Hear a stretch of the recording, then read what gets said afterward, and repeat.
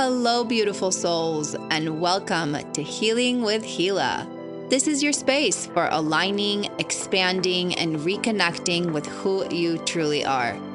I'm your host, Hila Ferguson. I'm a transpersonal hypnotherapist, life coach, and energy worker. Thank you so much for inviting me into your life.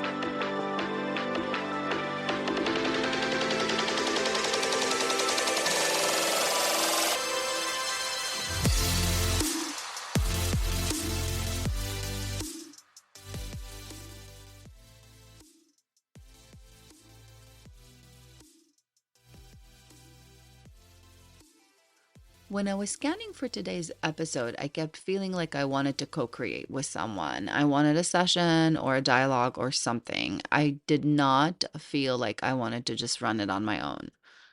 And I was scanning and nothing really was coming up organically.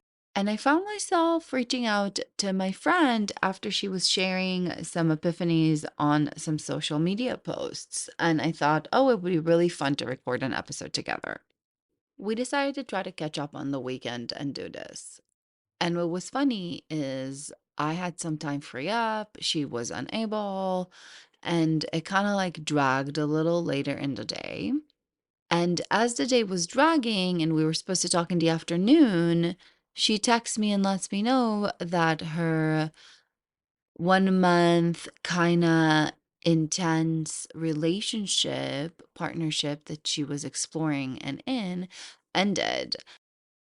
And I thought it was really interesting because our whole intention shifted.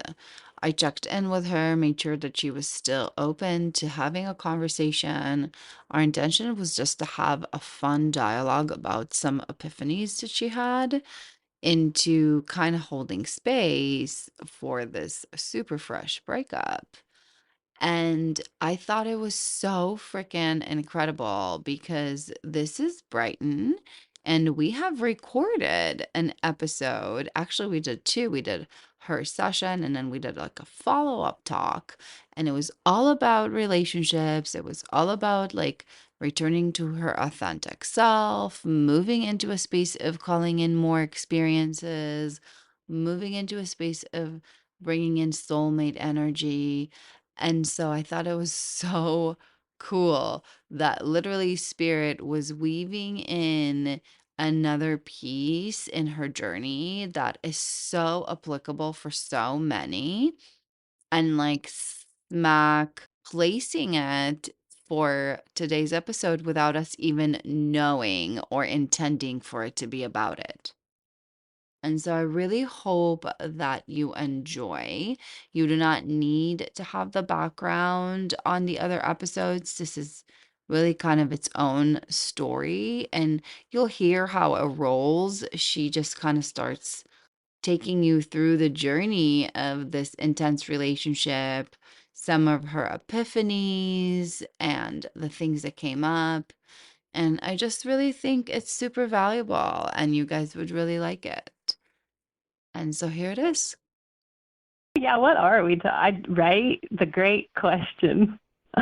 Life and love and religion, question mark, and all of it. Okay, so I really believe that Spirit orchestrated this session in this moment, in this timeline for a reason. Definitely, now that it's ended and I can kind of look back, it's like, yeah, a lot more really good practice with listening to the self, trusting the intuition, speaking up, right? Like speaking up for myself in the moments when something is feeling kind of off. Not letting it sit. If I'm in control of my experience, take the initiative. Because in the experience with him, there were some times where I was feeling disconnected, things weren't very clear, I was anxious that he had lost interest, not feeling prioritized. And I trust that everything happened the way it was supposed to happen anyway, but I'm excited for practicing that, exercising that a little sooner in the future. Tell me really more. Trusting that voice. I mean, I had a sense that when he started opening up about, it was just hard to get, it was hard to get him to communicate with me in general. It started out really good and fine, and then like something changed, and it just kind of manifested for the first few days as like he was tired, there wasn't much energy to communicate, and already at that point I was like, oh, something's off. But just kind of like, oh, let me give it more time and see how it unfolds. I love that. Maybe I'm making it worse in my head. Did you have a moment to tune to intuition when you had those thoughts, or do you feel like you were very conscious and kind of stayed conscious in it? It was definitely an interesting balance. There were moments of intuition, and the intuition was the one telling me, be still, be still. It's also harder when there's the distance factor and you can only text somebody. You know, you can really only get what they're willing to give, how they're willing to respond through through text.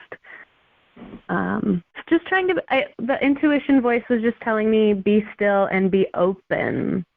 Be open because I don't know what he's experiencing. I don't know what's going on, and it's probably not about me. And then it felt really good, and there was some rejuvenation on my side when he did open up about, when I expressed, hey, I'm not feeling prioritized.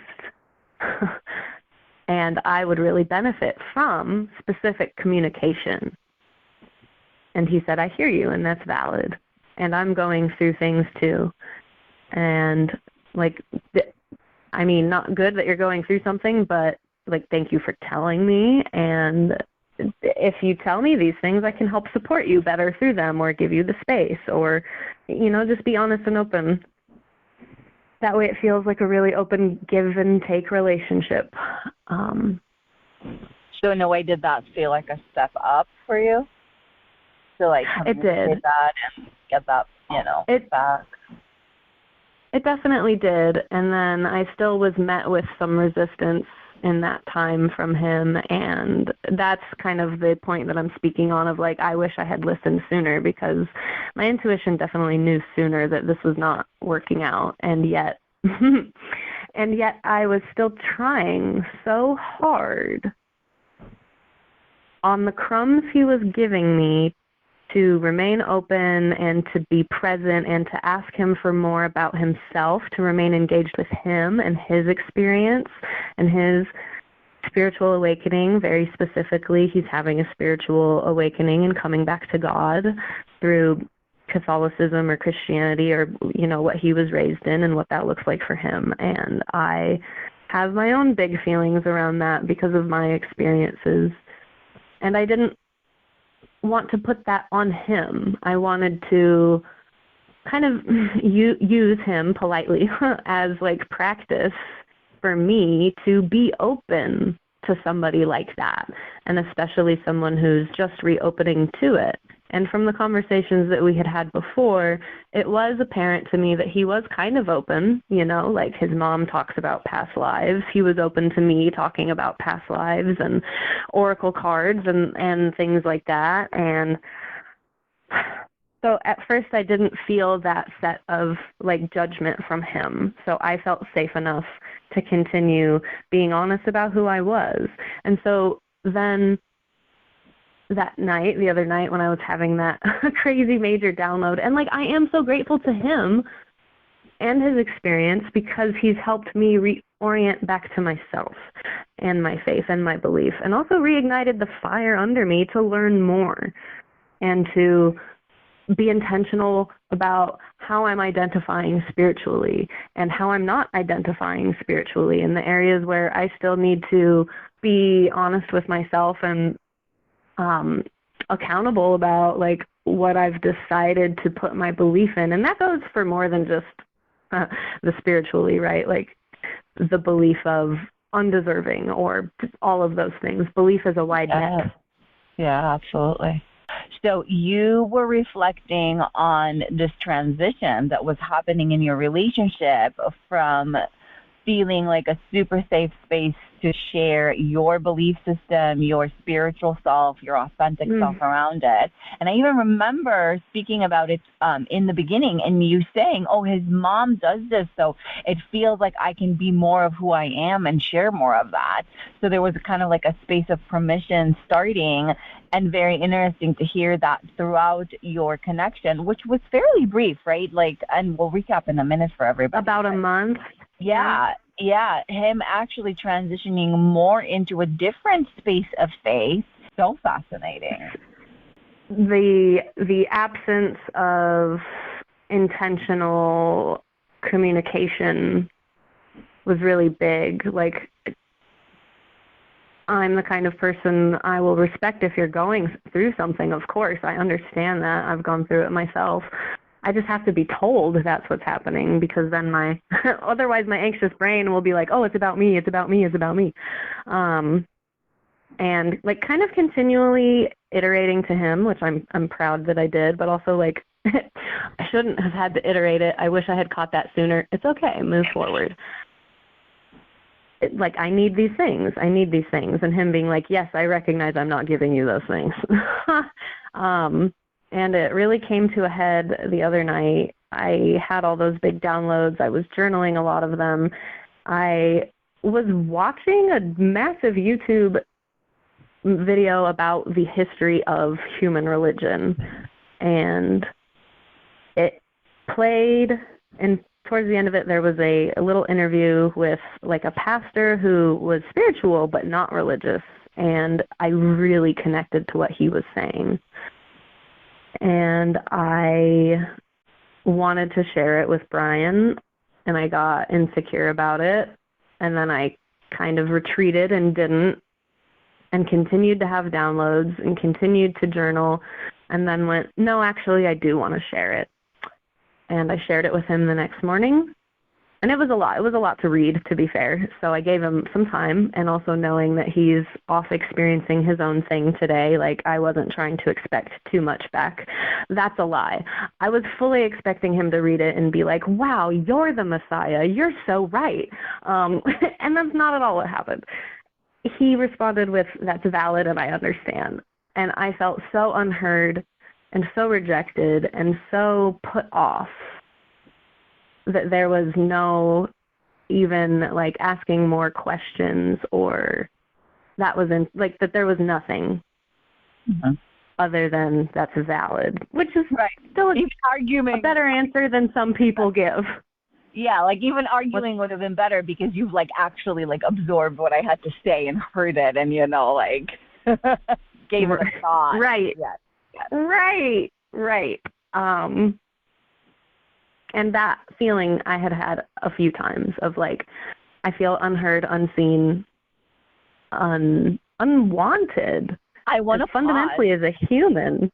I have a question. Why did you feel like you wanted, you started to touch on the fact that you had an expectation. So I want you to dive a little bit into that for a moment. I want you to reflect on your real intention. Like, why did you give this to him? For him to see who I was and to know the answer to, can I be this with you? I love it. So for you, it was a step into authentic self, super vulnerable, raw mirror. Like, here I am, like laid in front of you. Like more intimate than sex, right? Yeah. And it bothered me. I had things to do. I knew he was doing things. I figured I would give it space. I had moved a few days previously into like a place of like, I just need to give this space and let go, because gripping more tightly does not get you what you want, right? Yeah. Giving it space, really feeling that it was kind of the end, and wondering what he was feeling. And I had a murder show, so I was a little busy that evening. We didn't talk much. But I I knew he had like spent the weekend like spiritually going to churches and cathedrals and stuff. So last night I asked him like, how was your experience today? You know, if you want to share anything. And he talked about a cathedral he went to and sent some pictures, and it was really beautiful. And I commented on how beautiful it was. And his response just so put me off. He said, "Nothing will ever be good enough for God, but we can still try." And Ooh, like, yeah. I can't. Like, I'm willing to take a step back and be like, that gives me a reaction. I'm curious to know what those words mean to you. Because to me, the phrasing of nothing will ever be good enough is horrendous to me. Right. And it makes no sense to the core belief even of religion that God created you in its image. So then you'll never. Yes. Like if God lives inside you, if you are part of God, every religion has that. Then if God created me in his image and I am perfect, then how am I born in sin? So he shared that, and I responded back and I said, God doesn't need opulence. God is beauty. Like, churches, beautiful churches, I love them. They're sacred spaces, but like it's opulence also. And there's some misalignment sometimes in that. Like, I also want to believe that a beautiful church can be made in the image of God in a beautiful way and not 100%. Right. I believe the power of religion and love in God is real. And I just want to really be intentional about crafting generous and understanding and kind relationships with, you know, people who label themselves as Christians and people who label themselves as any specific religion like that, where I have a view that it's a controlling sect, because maybe they don't feel that way. Maybe their experience is not that. And that's valid too. Like, that's the reason why Jehovah's Witnesses go door to door, because they feel so strongly like about this message of love. And I kind of let it chill. It was late at night. I knew that I was worked up. I knew that at that point I was like, I'm ready to ghost this dude. That's crazy. That's not me. It's so aligned to who I am. Yeah. Right. So I also got to witness Brighton throwing a tantrum. I love it. Like, wow, all of the ways that Brighton behaves when she's throwing a tantrum, like, wow, that's glorious. And like, ooh, let's write this down, right? Let's put this in the Brighton study notebook. Feels like a scientist. And that's what I'm noticing about a lot of this too, like religion, history. I want to gather data. I want to look at evidence. The entirety of all the evidence ever that exists. And it's shocking to come up against people who don't necessarily think that way, that I perceive. It's definitely testing the art of allowing. It definitely is that boundary for me as well, yes. Yes, because of this, you know, love and truth that I feel that I've experienced, you know, with what people perceive as God creator, and to see anybody else move it into the other side of the spectrum of fear, of, you know, dissatisfaction, of pain, of sin, of suffering, whatever, hell, whatever. It's rough. It's rough, and it's definitely triggering, and it's very, very hard and testing for me to be in a space of allowing, you know? But we all have our allowance, I feel like. And so I was also proud of that decision not to, like, make out of alignment choices last night. You know, I go with the feeling and make it bigger. Right. Exactly. Don't go with the feeling and make that bigger. Don't expand what I don't want. So I was like, I'm home. I hope you sleep well. I'm exhausted. I'm going to go to bed. That was honest. And this morning feeling in a better space, right? Like, I don't need to ghost this dude, but I do need to try to have authentic conversation around whatever's happening. And he asked how the show was, and I expressed, and then I was also like, my head kind of hurts because I've been so in my head about all of this. And that was our avenue. He's like, your head hurts? Why? How dare you ask me? I was trying to be intentionally vague. No. And I was like, yeah, I'm putting a lot of pressure on myself. And he's like, well, how can you fix that? And I'm like, oh, I can meditate. I can, again, being intentionally vague when I know the answer is I can have this conversation with you. Right. So I was like, I can meditate, I can pray, I can dance, I can call a friend. Like, I have all these tools that I know I can use to get me out of my head. And then I just sent another text pretty quick and was like, I'm curious if you're feeling that we should no longer try to pursue a romantic partnership, and something like, if it would be better for us to stop pursuing romantic partnership outside of our flavor of faith. And he was like, honestly, yes, everything you sent me yesterday offended me a lot. The download. Yes. I love it. Okay, and we'll go into it in a minute. I love it. Okay. Oh, offended. Okay. Wow, I love that. And I love you with the whole, like, here's my authentic self, completely vulnerable on the table. Wow, and you were so offended. Okay, fair enough. And also, like, frustrated of, like, why the fuck didn't you say something at the moment? Or, yeah, straight up. Like, at least you were kind. At least you were kind. Even though you were offended, thank you for being kind. Yeah.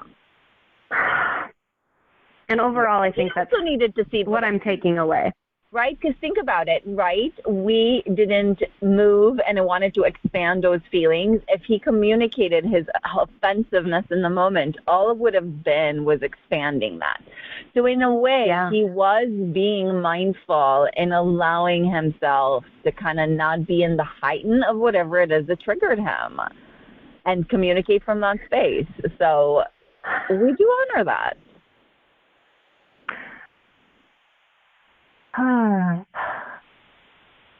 Like, he literally did what you did. Yes. Yes. Oh, that. Triggered by, you know, something that was like authentically you / authentically him / you offended, triggered, like literally the same pattern. That's so beautiful. And then you both took a breather before you responded and discussed it. Yeah. So I'm glad that it happened that way, because we were kind to each other when the conversation started. And, I mean, it didn't necessarily end as kindly, but... The expansion happened regardless. Right. Okay, so now we'll get to the end that I am still having feelings about. 3 weeks ago, when he and I had hung out in person for the first and only time, sad face, I played him part of that recording from our session where the male's voice was captured in the silent spaces between our speaking. Yes, I love our ghost talk. And he was kind of like, oh, that's weird. Oh, that's creepy. And I was like, no, it's cool. To each their own. Yeah. And James gets freaky about it too, and it's not from any religion. He's always like, you know, because it's ingrained, it's doctrined from like the society, environment, culture to be spooky, you know, because Hollywood and whatever, like money is in fear. So it's indoctrined to be connected to fear for so many. It's very, very hard for people to understand it for what it is. And I literally, yes, literally, because do you remember how I also, at the beginning, had a little bit of concern? I was like, can you scan this? It feels weird to me. I feel like I've heard some negativity. In reflecting about that today, after all of this experience, I firmly believe that both experiences can be true depending on the message that you're looking for, right? The message that I experienced in the session was love and peace.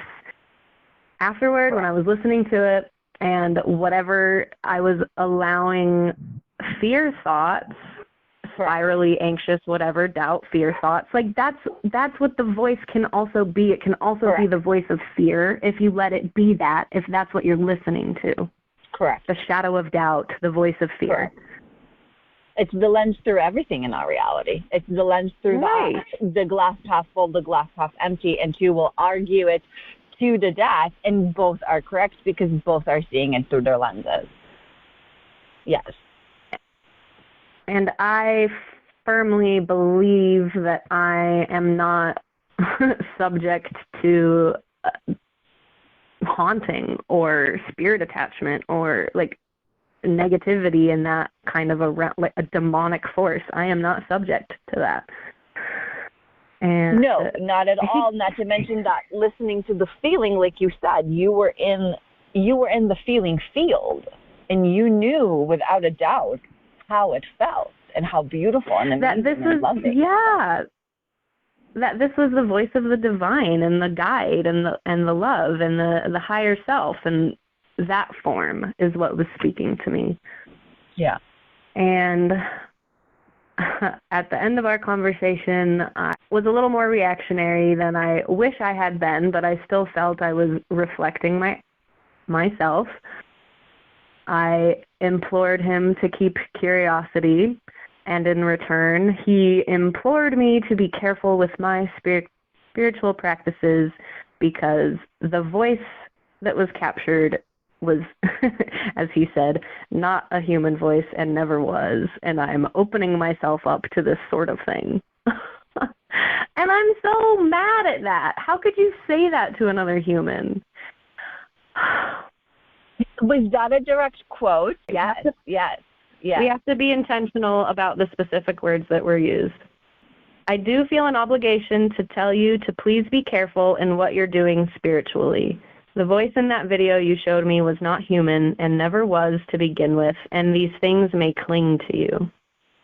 Okay, I love the two lenses, right?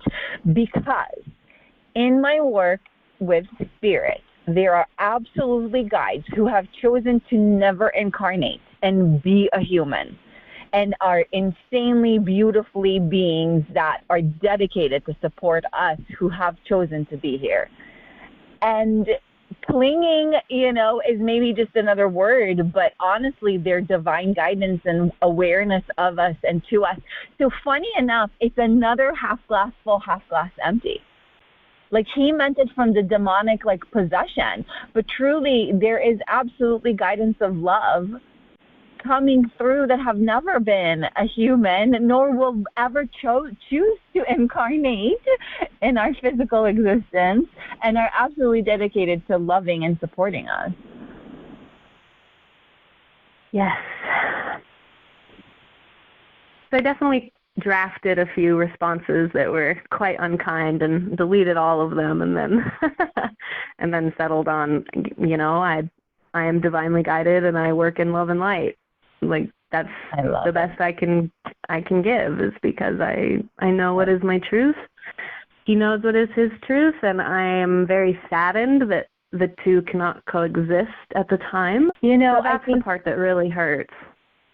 I think you were feeling that cultivation of fear in his face already rising, and it is such an opposing vibration to the cultivation of love in your faith, and those two opposing vibrations can never exist together. And you can hold space for it and have allowing for it, but it doesn't mean that you need to even understand it, to be honest. Like you can allow something without understanding it. So even today I've been like, oh, I hope he is finding some peace. I hope he's not spinning out too hard over this. I hope he's feeling comforted. I hope God gives him the peace that he needs also from this situation, because I'm sure it didn't feel good either. I did a card reading for him and I weeks ago at the beginning when things were la la la, floaty, happy. And the card that I pulled for us was the home card. And I really felt embraced by that message. And in the card reading I did before our call just now, I did a 3-card spread. And the middle card I pulled was home reversed. And it reminded me of the card pull with Brian, and, you know, the kind of the weight of the expectations of like, oh, this person is my homecoming. But that was still true. He brought me back home to my faith, you know, back to that truth in myself and the willingness to share it vulnerably and powerfully and honestly. And Huge. And I wrote, thank you, Brian, for bringing me home and dropping me off. What a beautiful agreement. Thank you, Brian, for bringing me home and dropping me off. Yeah. I love it. It's just so playful. My voice of the divine, of higher self, whatever it is, Both. always comes in playful ways. Yes. Yes. And I told they came back, this dual, in my meditation, and you weren't there that time. And she said love, and it was just, so beautiful. Okay, so I have to do a side note because I think it's so crazy that my friend joined Patreon like a couple months ago, and she's been slowly kind of reconnecting, and she was scanning all these episodes, she was listening to all these things, and then this morning she commented on the episode that we did with the spirit. And it's like when spirit speaks literally, and like I posted it, and she wrote, whoa, and I was like, oh my gosh, yes, it was so crazy, and it's been happening like in all these sessions, it's been happening with all these people, all this like amazing physical proof of the divine, and it's been wonderful to just have it. And it was, you know, showed up in our meditation, and then she shared a piece of like her life, and when she heard the voices, you know, and how amazing it is to feel connected again. And we had this like beautiful exchange of comments on that episode on Patreon. And then this happens later, like literally, right? This happened today, right? Yes. And I'm just like, and the fact that that piece was brought up, that this was discussed, that spirit like literally created a physical experience that was like, look at this one person stumbling on this and having this exchange of like remembering and reconnecting and feeling so divinely connected and loved, and, you know, like as proof and loving this, right? It's just, I just think it's so freaking cool that it happened like that. And I mean, so he had sent me an article about, and I had to Google so many of these words because I have no idea what any of these religious words mean. But he sent me this article about, I don't know, like a pope in the 90s who put a piece of the bread from a service in the sacred box, and then they opened it, and then it was bloody flesh. And like to him, that's proof that Jesus is real. And then the recording of the voice is proof that there's a demon. And like the same evidence is being used as proof for both arguments. Like it's funny. It is. It is. It's pretty magical in a way. And the card reading also, one of the messages was, I have been returned to the original source of my pain. And it kind of took the wind out of me, like, wow, the original source of my pain, rejection by the man image, rejection of faith, rejection of who I am through my beliefs, trying to be worthy of a man's love.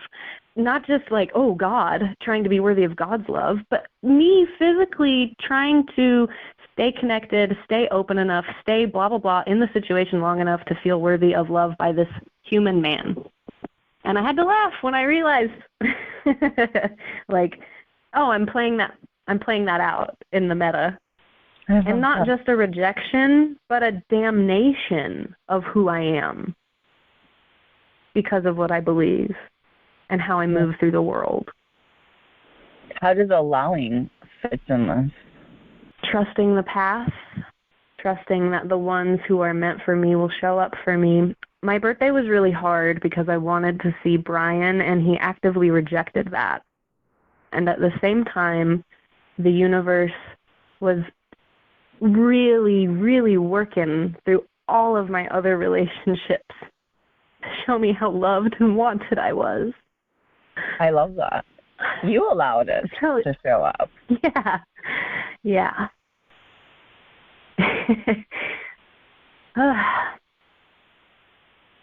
So it was interesting to be like, wow, on that day where, like, you know, a lot of people choose to celebrate their birthdays differently, and it means different things to different people. And I'm at the point in my life where, to me, my birthday means I don't work, period. I take the day off. Yeah. And then I fill it with things that I love and people that I love. And this year I got to take part in a friend's ritual at her grandmother's grave and be a part of that experience. And that's also a common theme the last few years of my birthday, is kind of like the transition of life and death and that cycle of change and a new year for me and the rebirth of who I am this year. And so that morning with my friend was so special and beautiful and perfect and kind and expansive. And so, like, the dichotomy of those emotions of, you know, I am at the same time feeling loved and expansed, and then I'm also allowing myself to remain in this situation where I'm not feeling those things. So that's the point that I'm speaking on of, like, I wish I had taken an action sooner, because your girl did not deserve to feel like that on her birthday. Well, yeah, you were feeling the disconnect, right? So, like, when we have what we label as bad feelings, it's just because we are running more of a separation between our thought and what our soul is kind of standing in and standing for. We are moving away from our alignment.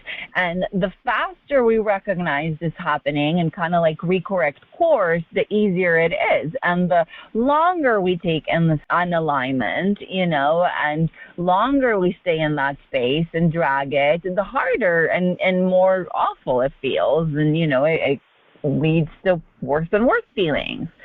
So it's okay to recognize, yes, I could have course corrected a little bit sooner and therefore not dragged forward these feelings. But at the same time, I could have also, you know, stayed in this longer and, like, avoided the conversation or whatever.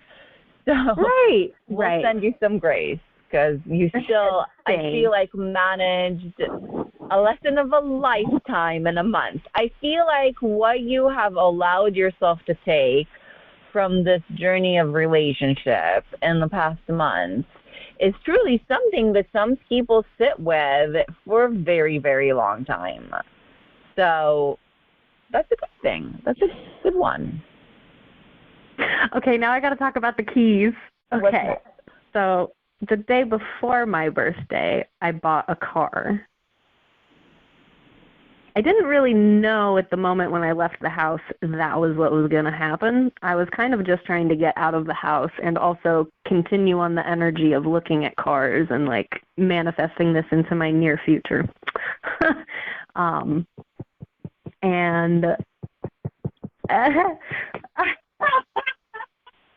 Okay, I was on the phone with Monica,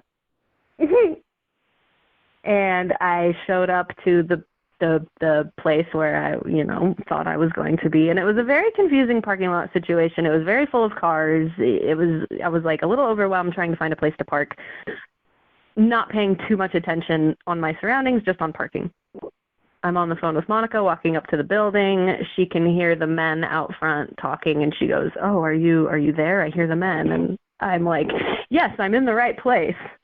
And we get off the phone, and I go inside, and someone helps me, and I'm like, "Yes, I'm here to see the 3 vehicles." And they're like, "We don't have those." I'm like, "What do you mean?" like, we don't have those. I'm like, well, they're right here on your website. And I show him the website, and he's like, that's the other building on the other side of the parking lot. And he tells me to ask for Brian.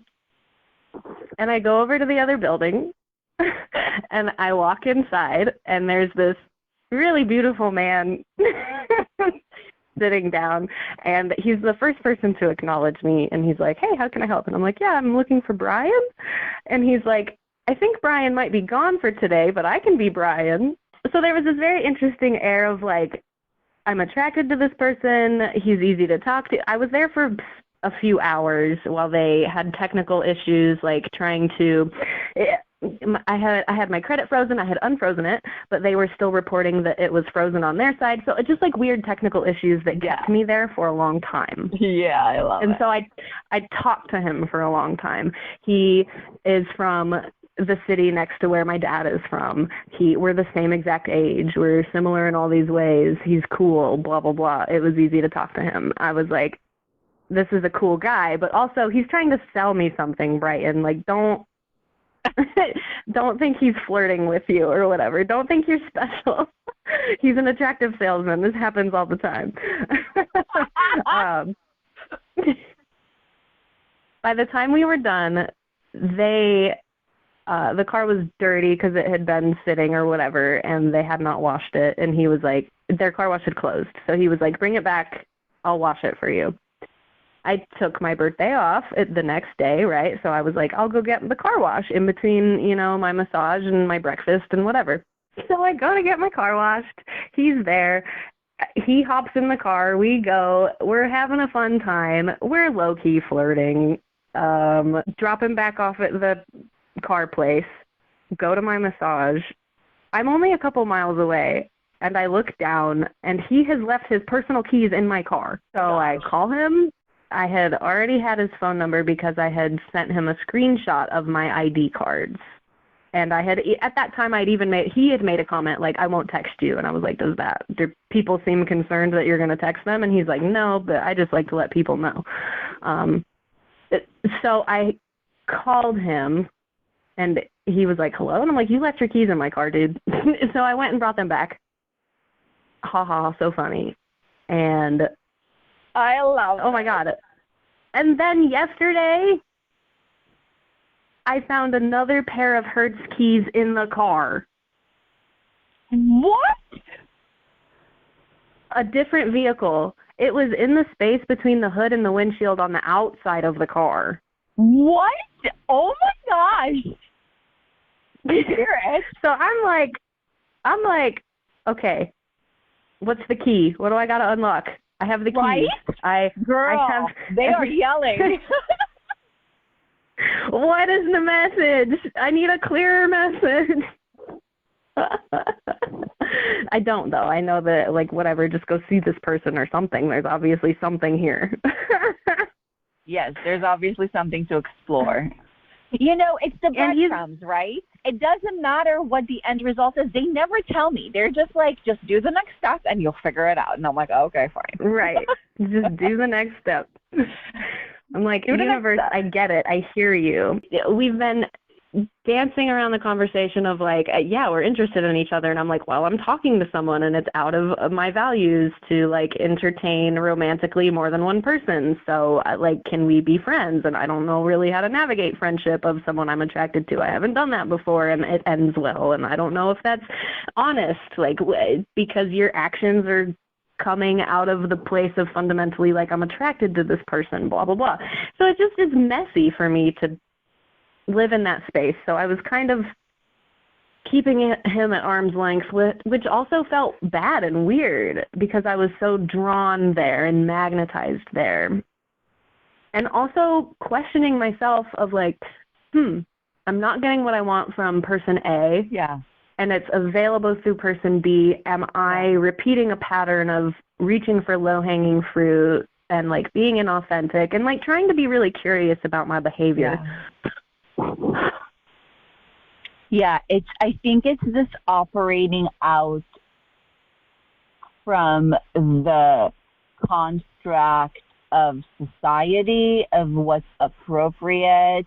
It's this idea that there's need to be a cool period, there's need to be a whatever. And it's like, in a way, the universe already, funny enough, right, because they're jumping on the same piece. They're like, we literally discussed how in 1 month you crammed what some people experience in 6 months, 8 months, a year relationship, the lessons, the growing, the understanding, the connection, the moving away from each other, the separation. And so why wouldn't the universe just bring forth the next piece right away? Why not? And so, again, it's like, you know what it reminds me? It reminds me when people ask me about, like, the proper way to grieve, the proper way to move forward, the proper way to, like, when they uncover, like, a trauma or something that happened to them, and they're like, but it no longer holds weight. Like, I truly processed, but shouldn't I be devastated? And it's like, no, you shouldn't. It's okay to feel how you feel. And it's also okay to change the rules on that. The next time this happens, you might need a month to cool off. But yes, I think the more you return into your authentic self, the more you're going to find yourself undoing these proper, quote unquote, ways that you think should, work or not work. It's funny, it reminds me this piece where Abraham talks about relationships, and they talk about this, like, terrible misconception that people have when they're looking for a soulmate and finally find them, when they're like, oh, I found you and you stirred in me all these things that I want, and therefore you now need to fulfill for me all those things that I want. And it's like, no. I stirred up all those things that you want within you so you can pursue those things that you want in the universe, in all the ways the universe can provide. Not necessarily because I'm the one to fulfill all those things that you want. And so people struggle, right? And then you struggle with monogamy, or you struggle with whatever construct you decide to put yourself in that somebody else says this is how you should do things. So, God, I feel like that piece is huge in setting the intention and why you're looking for a partnership. What you just said. Because and that's what I've been dancing around too. And the spirit keeps being like, intentions, really clear intentions.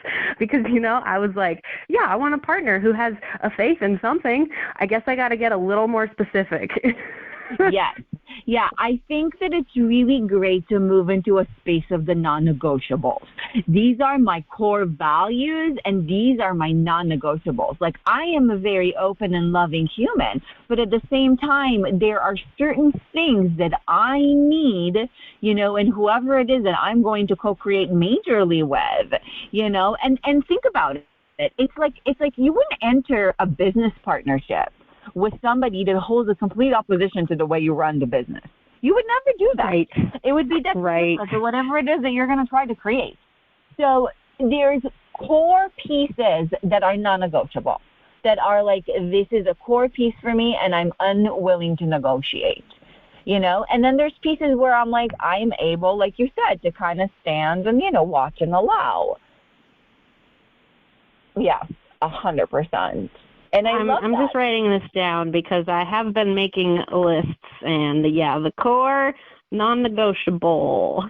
Because that just helps you think when you're considering for yourself and, going through this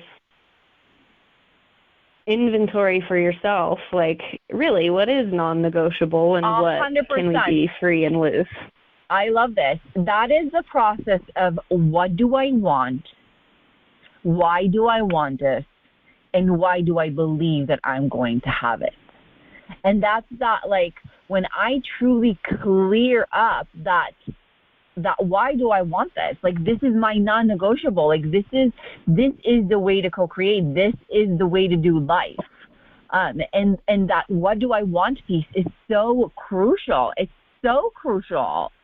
And we can't be vague. We got to be very clear, in the sense that, obviously, not to limit our options, but there's just core pieces. They're core values that, that you can't compromise over. I know for myself. And those are not authentic pieces of me, right?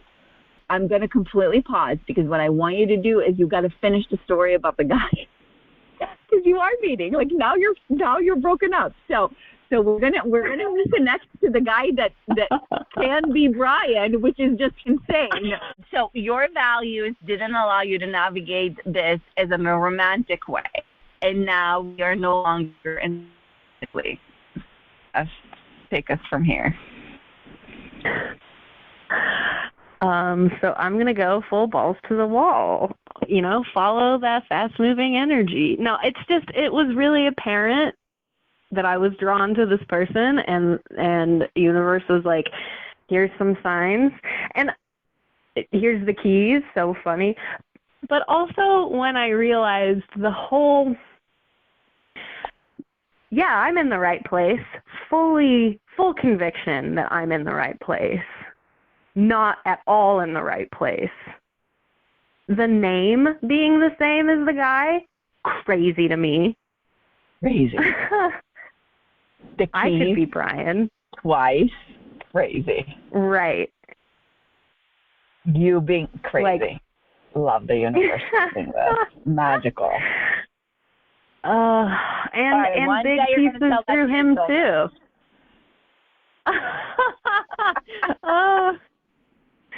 I mean, I don't know. We'll see how it goes. Because he's a black man from Georgia, Hila. Him talking about his life experience and his experience of racism and his fear, his apprehension to date a white woman based on things like this.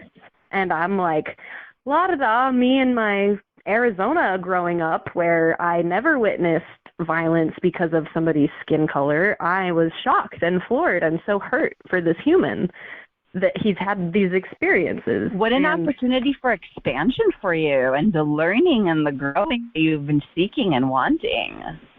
So much, because also he's a Christian and a Muslim. Wow. That would be fun to dive and understand. Right? Yeah. So I love your little journey of exploration through dating. Me too. Me too. And I very much have the feeling of like, okay, I'm done under the operation of like, I'm looking for a partner. Like I want to ride the ride for a while and have some fun and see where that takes me and get more specific about the intentions and thing in this fun time. That's exactly it. I think that's why those pieces of like your non-negotiables are coming, and that's why those pieces, as you're refining through these relationships, you're allowing yourself to be like, this is what I want. Nope, that's not what I want. You know what? I really would like this to be a little bit different. I think that it's just such a wonderful opportunity to really, really clean up your asking, to really refine and define what you want. So it's a great intention. Versus, many people do that with the partner. They go through the refining and defining in the relationship, and it can be very difficult. It's a lot easier to do it like that, where you're able to just be like, oh, we're no longer a match. Okay, let's move on. Let's try the next thing. Where you're constantly trying to do it together. And I think that is some of I have noticed through this process a recurring thought of like, wow, am I really ready for the relationship right now that I think I want? And I think that's just pointing me back to the intention side of it. Yes, I agree. I think that it's, again, moving into a space of expectation. What does that mean? And the remembering that even when you call that relationship in, you're not going to stop the journey of changing and growing. So it's not like that's ever going to stop, even with your partner. Right. And Yes. And so, like, I'm noticing that one of my hang-ups in that thought process of, like, am I ready, is, like, noticing how, shout out to Brian, how quickly someone can change and how quickly I can change. Yeah. And that is a delicate balance when you've made such a commitment with someone, and how to navigate those spaces together. And, like, so let me get my shit straight so that I can enter into a relationship where at least I know what I'm doing and I know what I want. Exactly. That's not non-negotiables, because when your core is so built up, when your foundation is so built up, it's very easy for the universe to match you. You don't get, this doesn't happen. It's not, the law of attraction doesn't all of a sudden go out the window and all of a sudden all these like intense opposition happens in your life. Those things don't happen like that to somebody that's mindful and is very tuned into their vibration and alignment. And it's the same for Brian. Like, don't even remotely tell yourself the story that you were like blindsided or this happened fast because you went into a fast learning. You chose this to happen like that. This was the intention of the relationship, and you were very tuned into the emotional scale and navigation through it. And you recognized, that there was like little bit signs before, but you didn't let them drag for too long. And this idea, right, that you're going to call in something solid, that you're going to be in a place that's solid, and that all of a sudden is going to be completely crazy on you, that's not a thing. It doesn't happen like that. It happens like that for people that aren't mindful, like they're not in awareness of their feelings. They're not paying attention to what's coming up.